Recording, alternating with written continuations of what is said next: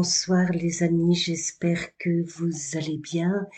Avant de vous parler de cette nouvelle lune, de cette première nouvelle lune de l'année, si cela vous intéresse, vous pourrez télécharger mon book Astro 2024, signe par signe, décan par décan, avec des dates clés selon les transits planétaires de ces 12 mois à venir en vous abonnant à mon blog. Pensez à vérifier vos mails dans votre messagerie et à jeter un œil dans la rubrique spam pour cet e-book, c'est cadeau. Revenons à cette nouvelle lune, l'objet de ce podcast enregistré le 6 janvier 2024 et mis en ligne le lendemain, le 7 janvier 2024. Elle posera ses pieds le 11 janvier 2024 à 12h58 heure de Paris, à 20 degrés dans le signe du Capricorne.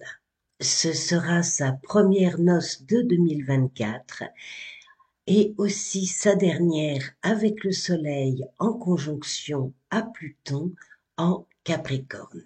La pleine lune du 21 juillet 2024 opposée au Soleil en Cancer sera aussi en conjonction à Pluton, mais la lune se positionnera à 29 degrés du Capricorne alors que Pluton se situera en Verseau.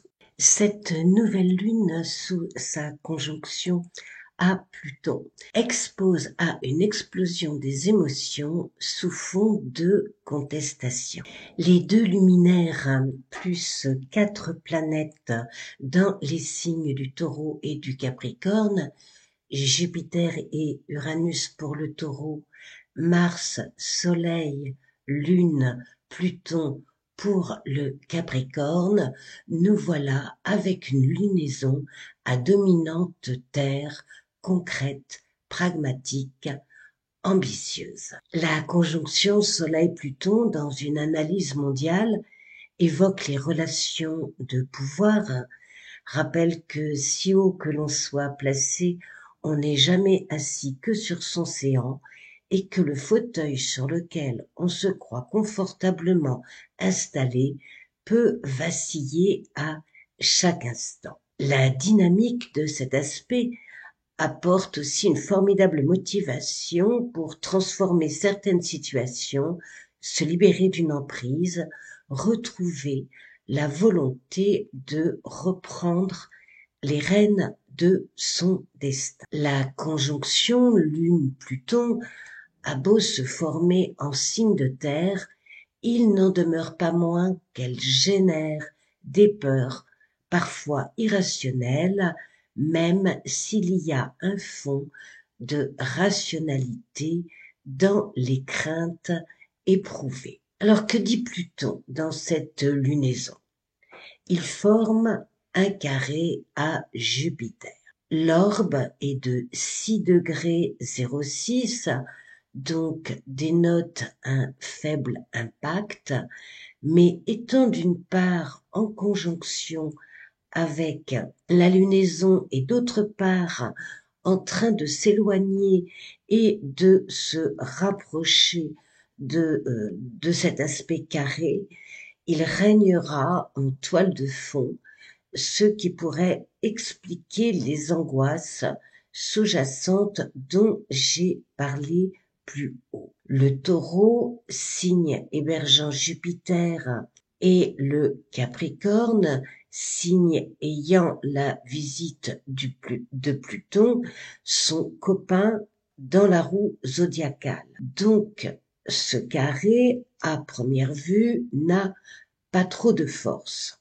Or, Pluton va entrer en Verseau le 20 janvier 2024. Il formera d'ailleurs une conjonction exacte avec le Soleil et formera un carré avec Jupiter d'un ordre de 6 degrés 19, ce qui est assez large pour cet aspect, mais le Taureau et le Verseau étant en quadrature dans la roue zodiacale, il prendra plus de poids, si je puis dire, et c'est aussi pourquoi j'en tiens compte dans cette lunaison du 11 janvier 2024. Donc ce carré Jupiter, Pluton, animé d'ardeur guerrière, de rapport de force et autres joyeusetés du même acabit, planera dans l'air mondial, s'activera dans certaines régions du globe terrestre et nourrira les appréhensions d'une possible expansion auprès ou pas loin de chez soi. La lunaison formera un trigone à Uranus, ce qui est de bon augure. Il y aura une volonté de changement significatif en essayant autant que faire se peut de ne pas mettre le feu aux poudres. Ce projet sera aussi porté par le sextile de la lunaison à Neptune, incitant à tempérer les ardeurs belliqueuses et guerrières et à se rapprocher d'une ouverture sur des accords plus apaisés. La Lune et le Soleil formeront un semi-carré à Saturne. Aspect mineur, certes, mais aspect quand même, d'autant plus que Saturne est le maître de cette lunaison. Ces semi-carrés indiquent un climat de frustration, d'incompréhension, on ne sait pas trop croire, on ne sait pas sur quoi s'appuyer pour mener ses objectifs à bien.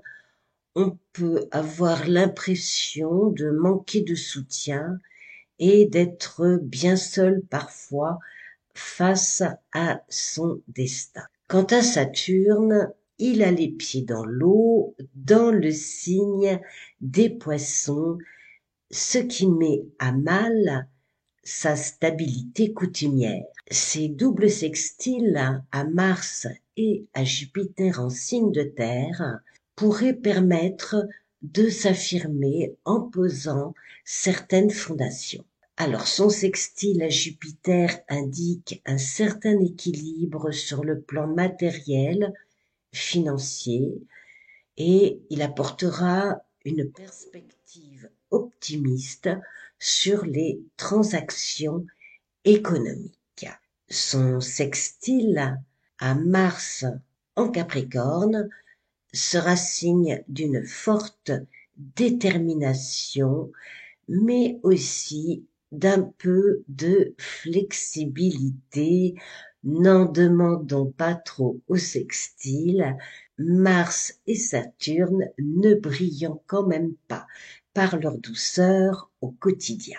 Mars sera en Capricorne, entre ce signe gouverné par Saturne, qui prône la patience, et cette planète tout en ébullition. On considérera l'avenir et ses conséquences avant de s'emballer pour des projets, surtout s'ils s'avèrent de courte durée. C'est une configuration de détermination, de volonté, de ténacité. Pas du genre à perdre patience, mais plutôt à appliquer ses plans sans brûler les étapes, avec beaucoup d'organisation et un sang-froid remarquable.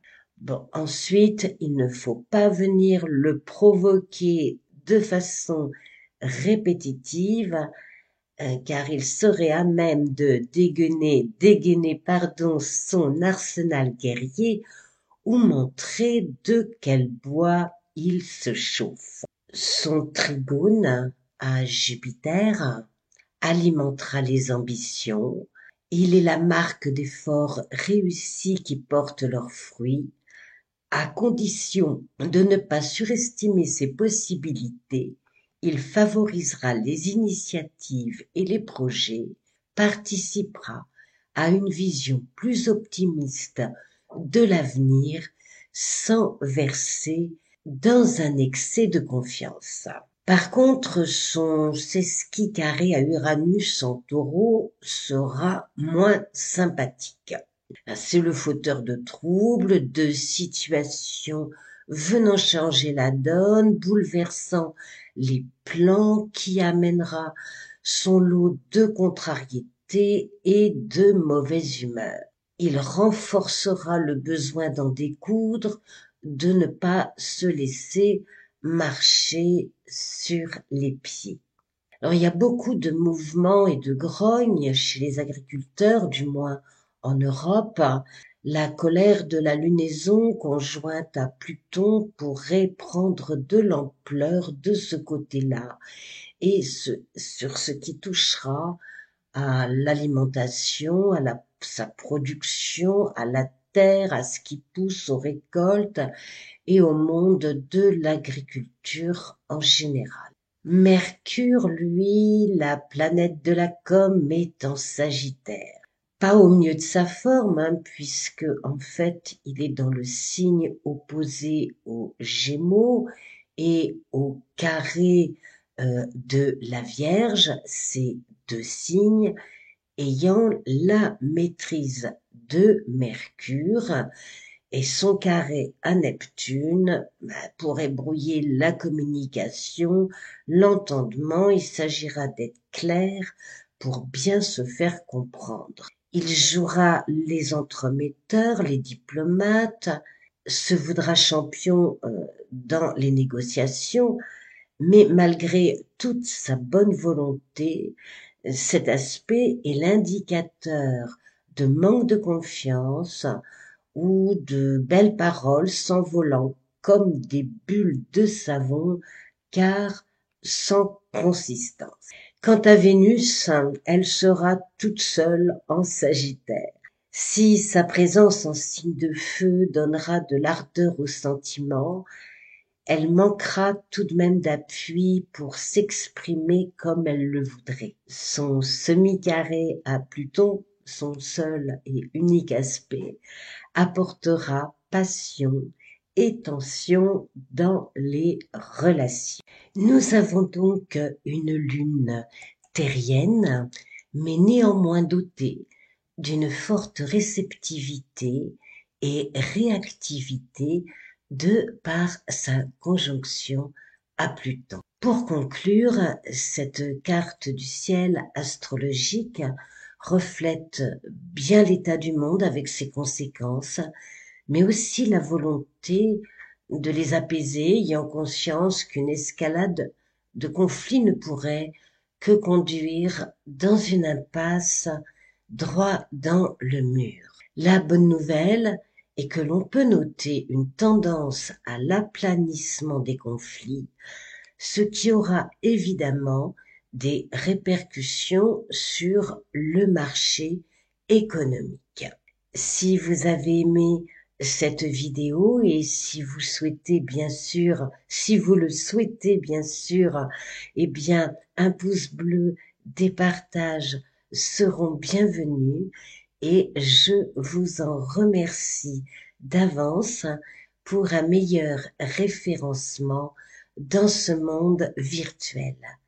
Je vous dis à très vite. Au revoir.